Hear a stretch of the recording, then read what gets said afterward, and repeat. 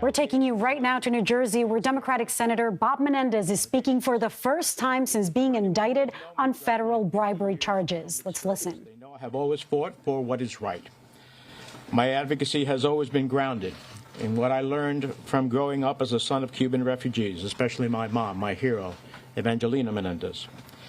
Everything I've accomplished, I've worked for, despite the naysayers and everyone who has underestimated me. I recognize this will be the biggest fight yet, but as I have stated throughout this whole process, I firmly believe that when all the facts are presented, not only will I be exonerated, but I still will be the New Jersey's senior senator. For now, I want to address four things. First, a cornerstone of the foundation of American democracy and our justice system is the principle that all people are presumed innocent until proven guilty. All people. I ask for nothing more and deserve nothing less. The court of public opinion is no substitute for our revered justice system. We cannot set aside the presumption of innocence for political expediency when the harm is irrevocable. To those who have rushed to judgment, you have done so based on a limited set of facts framed by the prosecution to be as salacious as possible. Remember, prosecutors get it wrong sometimes. Sadly, I know that. Instead of waiting for all the facts to be presented, others have rushed to judgment because they see a political opportunity for themselves or those around them. All I humbly ask for in this moment, in my colleagues in Congress, the elected leaders and the advocates of New Jersey that I have worked with for years, as well as each person who calls New Jersey home, is to pause and allow for all the facts to be presented. Second, my long record on Egypt. One fact is indisputable. Throughout my time in Congress, I have remained steadfast on the side of civil society and human rights defenders in Egypt and everywhere else in the world.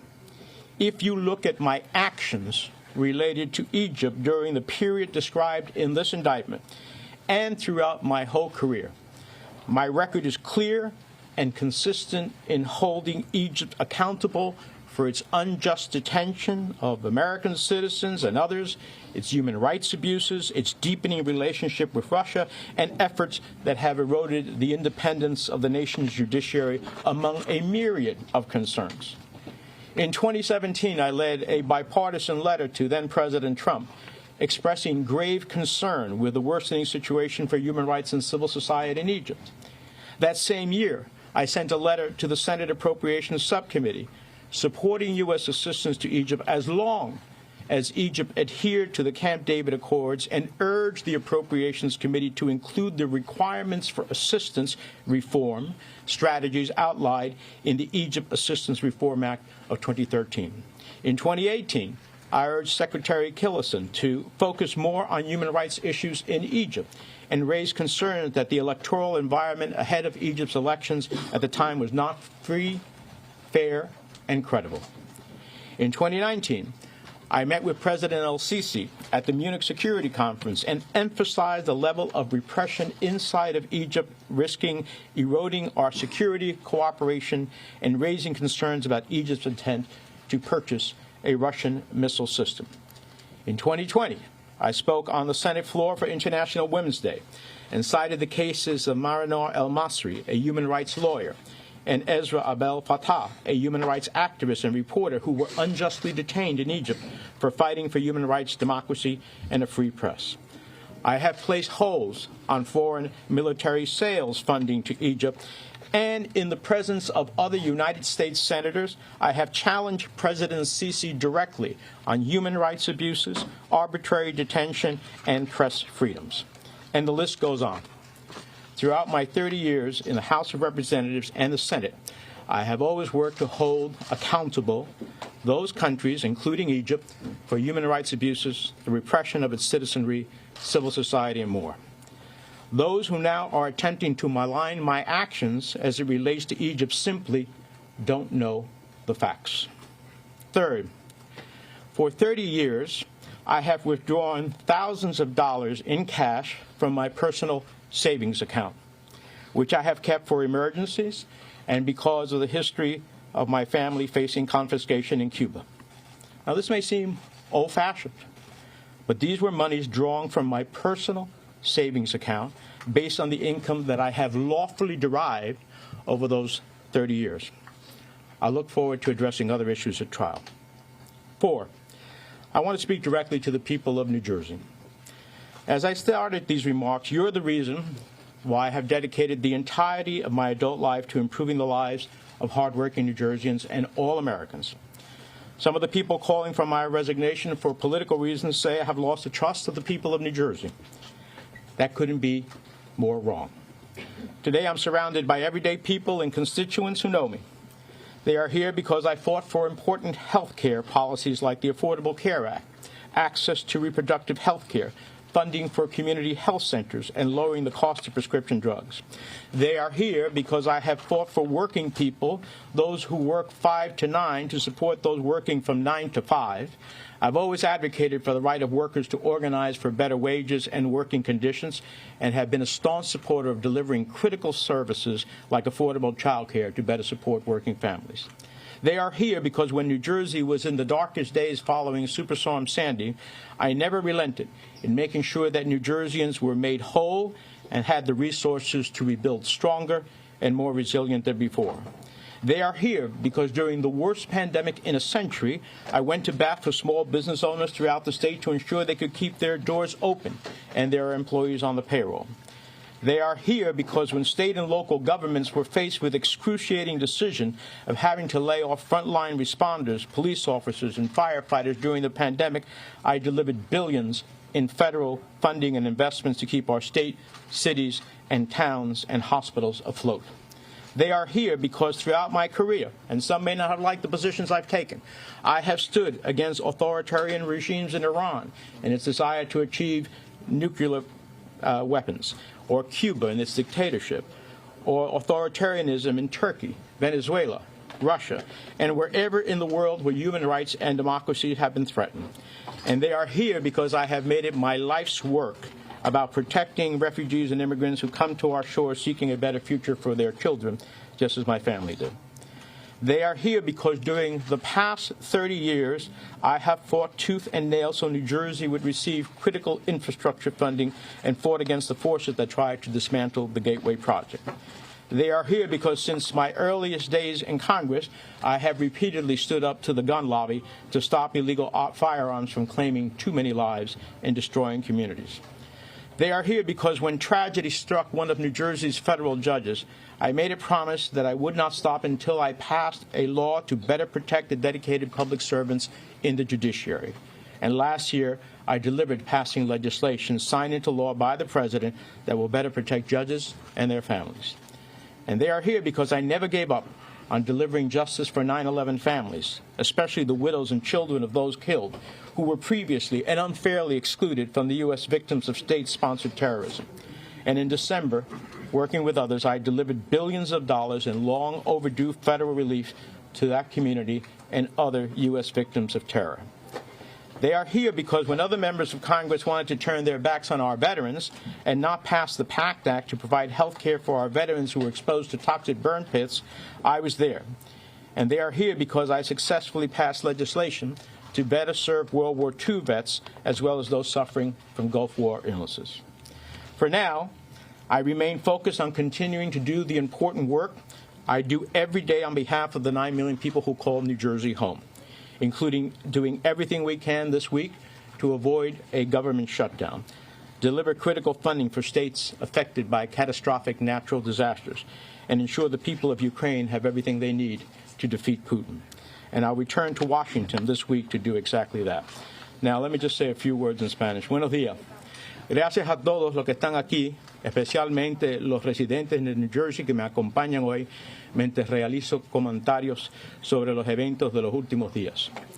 El viernes, el Distrito Sur de Nueva York presentó cargos en mi contra. Entiendo que estos cargos son serios, pero las alegaciones presentadas en contra de mí son eso solamente, alegaciones.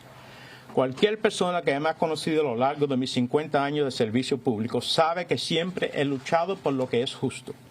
Mi trabajo siempre se ha centrado en lo que aprendí en crecer como hijo de refugiados cubanos, especialmente de mi madre, mi heroína Evangelina.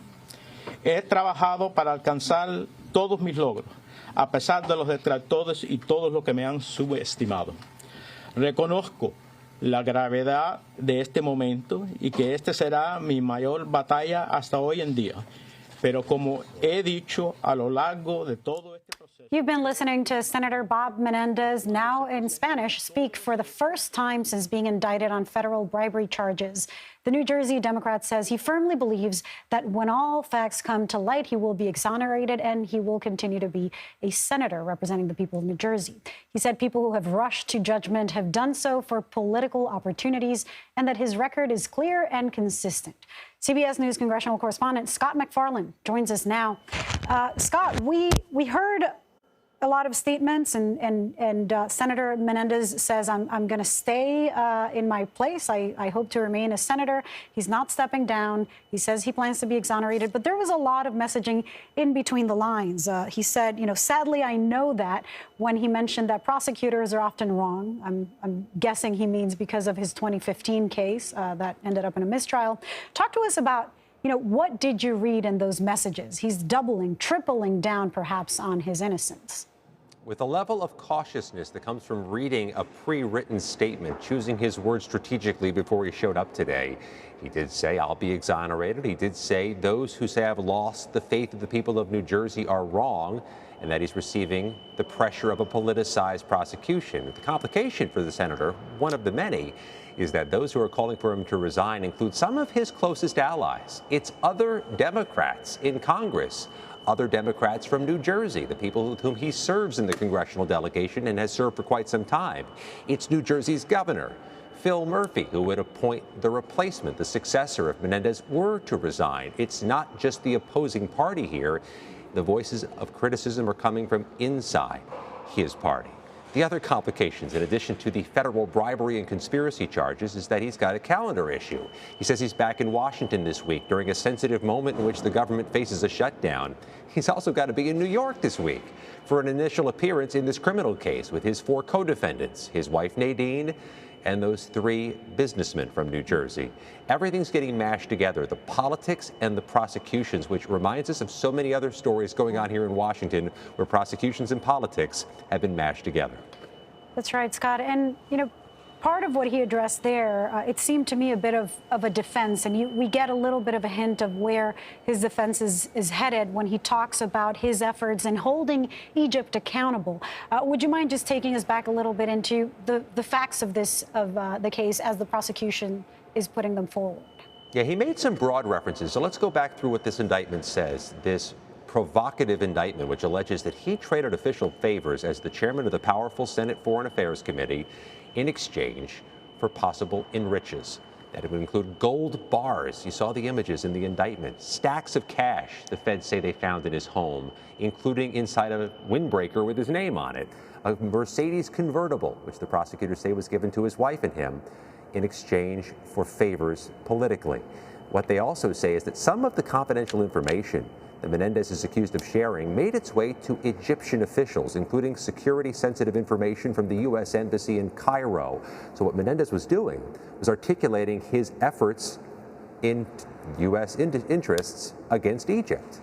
Clearly a reference to the case or to the charges or to the allegations in some way, shape, or form. He also said that he tends to withdraw a lot of cash from his savings account, saying it's old-fashioned, but he thought it was judicious. A passing reference potentially to the stacks of cash which were shown photographically in the indictment.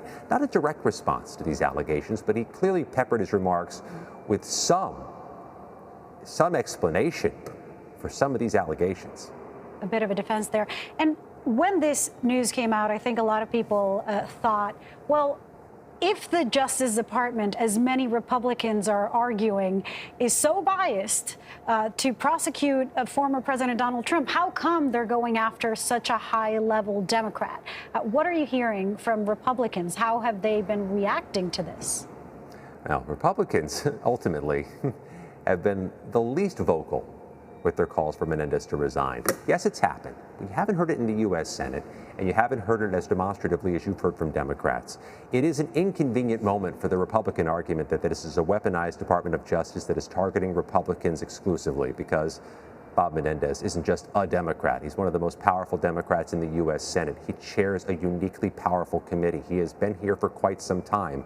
He's been a force in this party. He has a son serving in Congress. The real vibrant calls for him to resign, the ones that have resonated and that he seems to be addressing today, are those coming from his fellow Democrats, including from the Democrats in New Jersey, one of whom, Lilia, Congressman Andy Kim, not only said Menendez should resign, Kim says he's going to run for the seat in 2024. A reminder that Bob Menendez is up for re-election next year. He now has a primary opponent inside his own congressional delegation.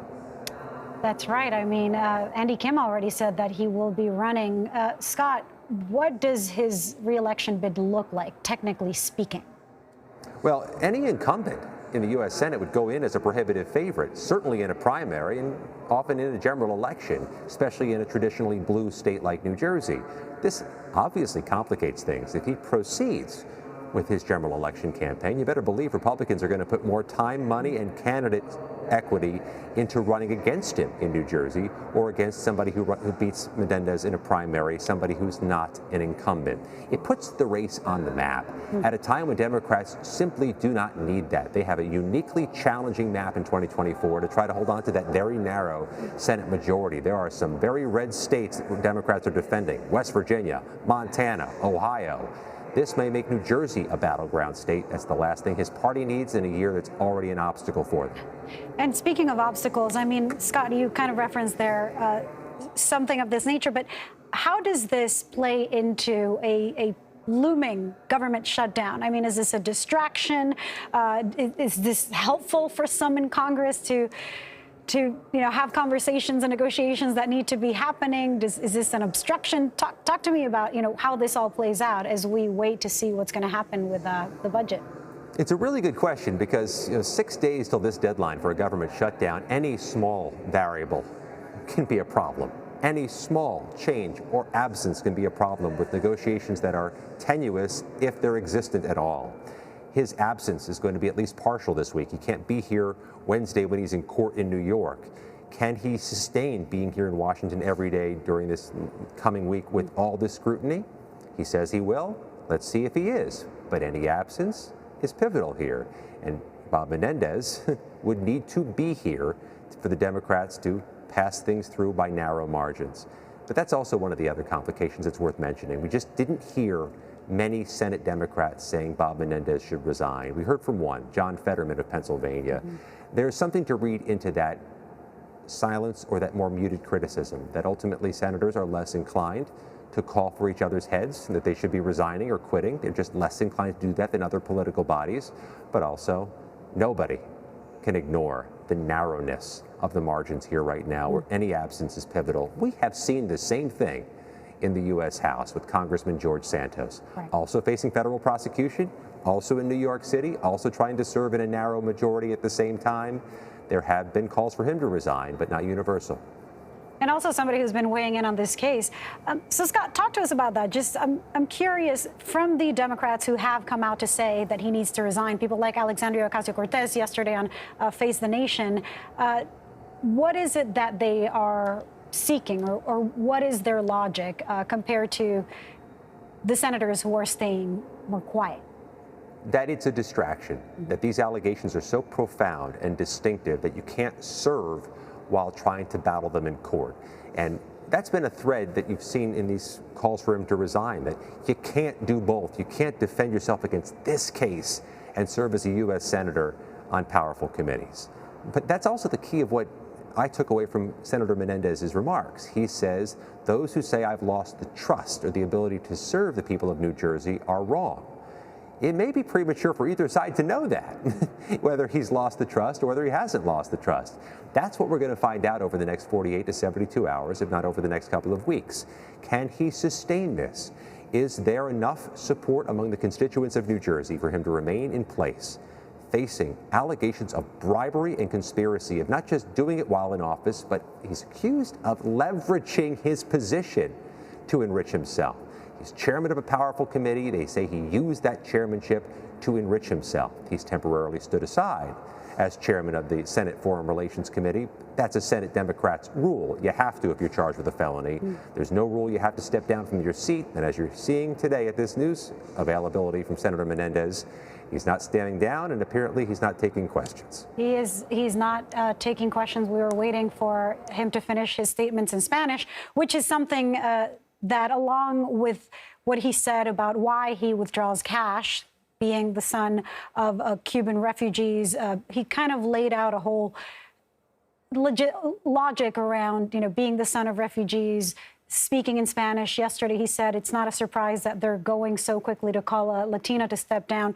Talk to us about what you've heard when he uses all of that to say, look, they're targeting me because of my heritage. And also at the same time, part of the defense is I don't have the same background as everybody else. There's a reason why I withdraw cash.